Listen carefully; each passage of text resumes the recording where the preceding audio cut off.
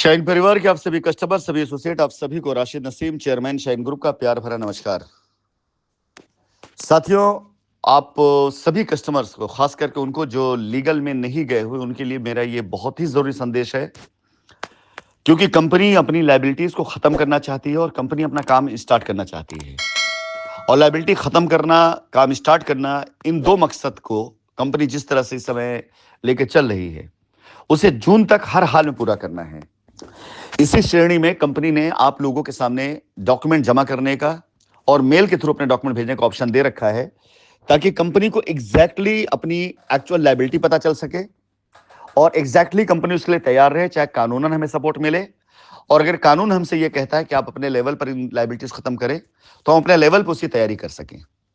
इसलिए आप सबका जिनके जिनके डॉक्यूमेंट्स हमारे पास आ जाएंगे, चाहे वो मेल के थ्रू आ रहे हो, चाहे वो फिजिकल जाकर आप जमा कर रहे हो, दोनों हालत में आपके डॉक्यूमेंट्स आना, उसकी लायबिलिटी उतारना, ये सब एक प्रोसेस है और इस प्रोसेस को हम जून तक खत्म करेंगे हर हाल में। इनमें जिन कस्टमर को हम पर विश्वास है, जो कस्टमर विश्वास करके आगे बढ़ रहे हैं, उनके लिए कंपनी हमेशा तत्पर है। और जो कस्टमर आज भी दुविधा के उसमें शिकार बैठा हुआ है, उसके लिए हम कुछ नहीं कर सकते, ना उसके लिए हमारे पास कोई शब्द है। अब आती बारी कि कंपनी इतनी जोर शोर तरीके से तैयारियां जो कर रही हैं, और जो बार बार मैं लीगल में गए हुए लोगों को इग्नोर करके सिर्फ उनकी बात कर रहा हूं जो लीगल में नहीं गए हैं, उसकी मैं कुछ वजह बता देता हूं, जिसे आप सब लीगल में गए लोग और जो लीगल नहीं गए, दोनों लोग अपनी अपनी बुद्धि की कसौटी पर और अपने किसी अच्छे जानकार अधिवक्ता से या लीगल जानकार से आप राय ले सकते हैं। सबसे पहले तो ये जानिए कि कंपनी के सामने जो दिक्कत, जो दुश्वारी आई 5-6 सालों तक, जो आपका पैसा रुका रहा, उसकी वजह कंपनी नहीं थी और उसकी वजह वो कस्टमर भी नहीं थे जो लीगल में नहीं गए। उसकी सबसे बड़ी वजह वो कस्टमर थे जो लीगल में गए थे। उनके लीगल में जाने की वजह से कंपनी जो एफआईआरें हुई, इलाहाबाद हाईकोर्ट में रिटें शामिल दायर की गई, उनमें जो मांग की गई वो मांग इतनी खतरनाक थी कि कंपनी पैसे लेकर विदेश भाग गई, पैसा हवाला से दुबई चला गया, लंदन चला गया, अफ्रीका चला गया, 68,000 करोड़ के स्कैम हो गया। आप सोचिए इस बात को, जब कंपनी चल रही थी तभी आरोप हम पे लगाए जा रहे थे।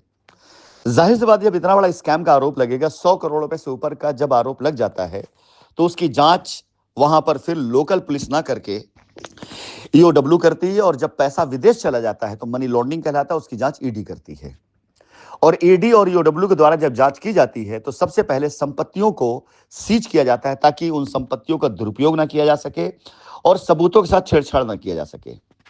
और जब संपत्तियों में, जिसमें बैंक अकाउंट और साथ ही साथ हमारी जमीनें,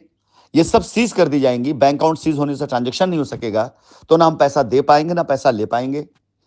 प्रॉपर्टीज को जब सीज कर दिया जाएगा तो ना तो हम आपको कब्जा दे पाएंगे, ना आपकी हम रजिस्ट्री कर पाएंगे। तो हमारी एसेट, हमारी संपत्ति, जो कि हमने पूरी तरीके से आपके पैसों से वही खरीद के रखी हुई थी, उससे जब ब्लॉक किया गया लीगल की वजह से, तो ये वजह थी मजबूरी की, जिसकी वजह से हमारी प्रॉपर्टी सीज होने से अपनी लायबिलिटी अब तक नहीं उतार पा रहे थे। लेकिन जांच हो जाने के बाद अब जब चार्जशीटें लग रही हैं और उनमें आरोप ये साबित नहीं हो रहा है कि पैसा विदेश गया, पैसा लंदन गया, अफ्रीका गया, दुबई गया, या 68,000 करोड़ रुपए के स्कैम हुआ, जब ये आरोप नहीं साबित हो रहा है तो सवाल नहीं पैदा होता ईओडब्ल्यू और ईडी का फिर एग्जिस्ट करना, वो सवाल नहीं पैदा होता। ये चैलेंज का विषय है और चैलेंज कंपनी से करेगी और कर रही है। यही वजह है कि सुप्रीम कोर्ट से स्टे जो मिला है, उसके पीछे सबसे बड़ी वजह यह है कि आरोप लगाए कुछ और गए, और आरोप लगाने के बाद पाया कुछ और गया, और उसके बाद जो आदेश दिया गया वो उस कानून का उल्लंघन करता है जिस कानून के तहत पैसा देने की बात की जा रही है। आरोप लगाया गया मनी लॉन्ड्रिंग का, कि पैसा विदेश गया है, पैसा विदेश न जाकर पैसा जमीन में पाया गया, पैसा इंडिया में पाया गया, तो आरोप ऐसे खारिज हो जाता है। लेकिन उसके बाद भी, हमारा आरोप साबित ना होने के बाद भी हमारे ऊपर मनी लॉन्ड्रिंग लगाया गया, और उसी मनी लॉन्ड्रिंग के तहत इलाहाबाद हाईकोर्ट ने जो डिसीजन दिया है, उस डिसीजन में जब तक ट्रायल चला करके आरोप साबित नहीं होता है, तब तक संपत्ति को ना नीलाम किया जा सकता है, ना उसको किसी को दिया जा सकता है। अब सुप्रीम कोर्ट ने अगर कोई स्टे दिया है, तो सुप्रीम कोर्ट ने स्टे दिया है कि कानूनन जो चीज सही उसको किया जाए। कानून मतलब यह है कि सबसे पहले सुप्रीम कोर्ट के स्टे के बाद यदि कोई चीज होगी तो यही होगी, सुप्रीम कोर्ट का डायरेक्शन आएगा कि जब तक पूरी तरीके से कंपनी पर लगाए गए आरोप साबित नहीं हो जाते हैं, मनी लॉन्ड्रिंग साबित नहीं हो जाती, तब तक एक भी संपत्ति का कोई भी नीलामी नहीं किया जाए। और जाहिर सी बात है, चलिए मान लेता हूं कि एक बार इसका ट्रायल चालू होता है तो कम से कम जो समय सीमा होती है वो 1 साल की होती है। 1 साल तक कम से कम समय सीमा में, यानी हमारे ऊपर लगाए गए जुर्म को साबित करना होगा ईडी को, जो कतई साबित नहीं हो पाएगा, किसी हाल साबित नहीं हो पाएगा। ना तो पैसा बाहर गया है, विदेश में गया है, ना लंदन में निवेश हुआ है, ना अफ्रीका में निवेश हुआ, साबित ही नहीं हो सकता है। अब रही बात, कंपनी ने पैसा लेकर के जमीन खरीदा, जमीन खरीद के आपकी रजिस्ट्री की, आपको पोजीशन नहीं दिया, तो ये कोई जुर्म नहीं है। अगर ये है भी तो ये रेरा का मैटर है, सिविल नेचर है, रियल एस्टेट डिस्प्यूट है, ना कि ईडी का मामला है। तो आप ये मान के चलें कि किसी भी हाल में जिन आरोपों के तहत हमारी जमीन सीज की गई है, वो आरोप साबित नहीं होने वाले हैं। फिर भी एक बार हम ये मान के चलते हैं कि ये आरोप साबित हो जाते हैं, हम ये मान के चले कि किसी वजह से आरोप अगर साबित हो जाते हैं और इस आरोप के तहत लोअर कोर्ट या ट्रिब्यूनल कोर्ट ईडी की, क्योंकि वो ईडी की कोर्ट होती है, अगर ईडी के पक्ष फैसला दे देती है, तो हमारे पास उस जजमेंट को चैलेंज करने के लिए हाई कोर्ट होता है। अब अगर हाई कोर्ट जाता है मामला, तो हाई कोर्ट में भी कम से कम 3 से 4 साल लगने वाले। एक बार हम ये भी मान चलते हैं कि हाई कोर्ट में भी फैसला हमारे खिलाफ अगर हो जाता है, तो हमारे पास सुप्रीम कोर्ट जाने का ऑप्शन होता है। यानी 6 से 7 साल तक तो सिर्फ मुकदमा इस बात के लिए चलता रहेगा कि हमने मनी लॉन्ड्रिंग की है कि नहीं की है। इस बीच में न जाने कितने कस्टमर ऐसे होंगे जिनकी शायद हो सकता है कि जरूरतें पूरी हो जाए या जो कुछ भी है, लेकिन हमारे ऊपर अगर यह आरोप साबित नहीं हुआ, तो ये सारी संपत्ति, सारी प्रॉपर्टी कंपनी के पास वापस आनी है और कंपनी को ही पैसा देना है, जिसकी प्रबल संभावना है। लेकिन ऐसी हालत में वो सारे कस्टमर जिन्होंने एफआईआर करा रखी है, रिटें जिन्होंने डाली है, वो सब के सब कुछ नहीं पा पाएंगे अगर हम पर लगाया जुर्म साबित नहीं हुआ तो। वो कुछ नहीं पा पाएंगे, मैं फिर से रिपीट आपको बोल दे रहा हूं, वो कुछ नहीं पा पाएंगे अगर हम पर लगाया जुर्म साबित नहीं हुआ तो। अब आती बारी, आपको बहुत से लोग इस बात के लिए भी बरगलाते हैं कि कंपनी के डायरेक्टर गिरफ्तार हैं और उनकी आजादी के लिए प्रयास किया जा रहा हो सकता है, ऐसा कुछ हो सकता है। ऐसा कतई नहीं है, क्योंकि कंपनी के डायरेक्टर जो गिरफ्तार हैं, उन्होंने 3.5 साल अपनी सजा काट ली है और ऐसे जुर्मों में 7 साल की सजा होती है। और अगर चार्जशीट सबमिट नहीं की गई है, तो 25% अगर सजा का पीरियड उन्होंने बिता दिया है बगैर चार्जशीट फाइल हुए, बगैर ट्रायल चालू हुए, तो जमानत अपने आप हो जाती है। आज की तारीख में अगर हम चाहें तो आज हम जमानत करा सकते हैं। हमें इस बात की कतई आवश्यकता नहीं है कि हमें आपका कोई सहयोग मिले या आप सेटलमेंट करें, इसकी कोई आवश्यकता नहीं है। कानूनन हमारे पास ये पावर है कि हम अपनी जमानत को करा सकते हैं, और कानूनन इस बात के हमारे पास पावर है कि हम अपनी जमानत को ना कराएं और हम सारी जांच का सामना करें। और एक सवाल मैं आपसे करूंगा कि यदि किसी जुर्म में किसी बेगुनाह को 50% सजा अगर काट कर लेता है या अपनी सजा काट लेता है, तो उसके बाद जब सजा पूरी हो जाएगी तो क्यों पैसा आपका कोई देगा? तो लीगल में गए हुए लोग इस बात को भी आज बहुत अच्छे से गांठ बांध ले, कंपनी के डायरेक्टर अगर अपनी सजा काट रहे हैं, आपका यह कहना अगर है कि आपके एफआईआर पर सजा कट रही है, तो आप फिर अपने पैसे को भूल जाइए। इसलिए कि किसी भी जुर्म में अगर किसी को सजा हो गई, तो उसके बाद उसकी रिकवरी कहां से? अगर कोई एक व्यक्ति के ऊपर डिफॉल्टर का इल्जाम लगा करके आपने उसे सजा करा दी, तो उसके बाद से रिकवरी नहीं बनती है। लेकिन हमारा मकसद ये कतई नहीं है। हमारा मकसद ये उनके साथ तो कतई नहीं है जो लीगल में नहीं गए, लेकिन जो लीगल में गए हुए हैं उनके साथ भी हम अन्याय ना हो, हमारा पहला प्रयास यही रहा है। इसीलिए बार बार हर बार हमने आपको चेतावनी दी, बार बार हर बार हमने आपको समझाया, बार बार हर बार हमने आपको ये आगाह करने की कोशिश की कि बाहरियों चक्कर पड़ करके आप अपना पैसा, अपना समय, अपना सुकून ना बर्बाद करें। फिलहाल मैं 2 पॉइंट पर बात करना चाहूंगा। सबसे पहली चीज, मनी लॉन्ड्रिंग एक्ट अगर हम पर आयद नहीं हुआ, तो सारे लोग मुंह के बल गिरेंगे जो लीगल में गए हुए हैं। वो सारे लोग भूल जाएं, इस सपने को देखना भूल जाएं कि पैसा उन्हें एजेंसी देगी। ये हो ही नहीं सकता है, असंभव है।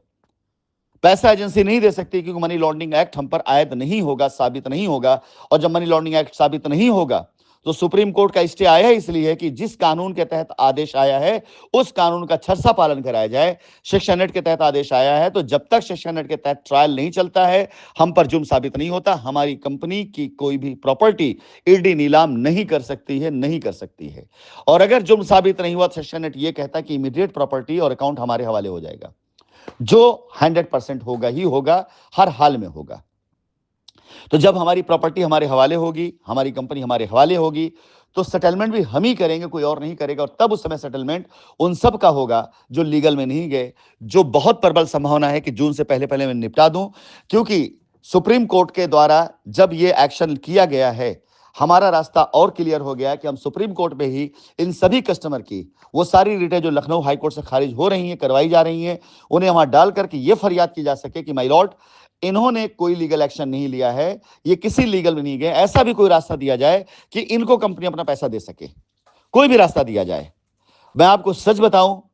1000% इस बात की संभावना आप लेकर चलें कि ये फरियाद मान ली जाने वाली है, क्योंकि हम मुजरिम साबित नहीं हुए हैं।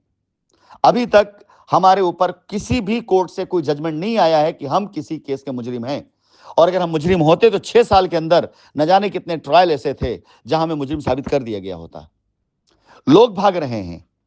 लोग साबित करने नहीं आ रहे कि हम मुजरिम हैं। जिनके ट्रायल चालू हुए ना, वहां पर भी गवाह फरार हो गए।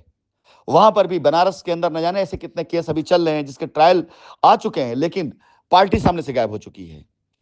इसलिए आप सभी लोगों के लिए मेरी ये इल्तिजा है,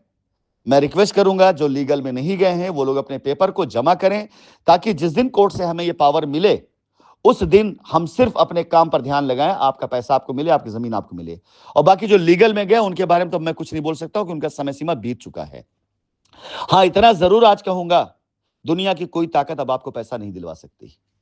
जिस तरीके से आप पैसा लेने आए थे उस तरीके से तो पैसा आपको नहीं मिल सकता है, नहीं मिल सकता है, नहीं मिल सकता है। कोई लाख चिल्ला ले, लाख कूद ले,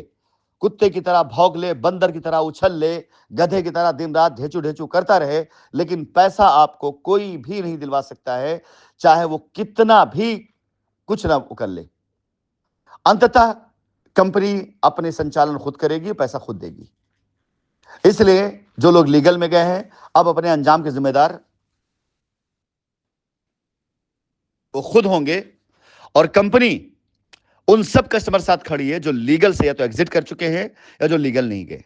बाकी बिहार राज्य के लिए मैंने आपको रास्ता बताया ही है कि सबसे शानदार रास्ता बिहार राज्य के लिए, बिहार रेरा में ऑलरेडी 2020 से कई केस पेंडिंग पड़े हुए, इस सारे केस को हम एक्टिव करने जा रहे हैं। बिहार रेरा में लिख कर हम देने जा रहे हैं कि हम हर एक कस्टमर की लायबिलिटी उतार सकते हैं, उतारने जा रहे हैं, हमें इनकी लायबिलिटी उतारने के लिए मौका दिया जाए। इसके साथ ही साथ जितने लोग बिहार के अंदर और बाकी कस्टमर उनके डॉक्यूमेंट जमा करा करके बिहार की कोर्ट से हम परमिशन लेने के लिए हम अप्लाई करने जा रहे हैं कि बिहार की जितनी जमीनें हमारे हवाले की जाए, हम इन जमीनों के जरिए अपनी सारी बिहार की लायबिलिटी खत्म कर सकते हैं, और बहुत आसानी से बिहार की लायबिलिटी 2 महीने के अंदर खत्म हो जाएगी।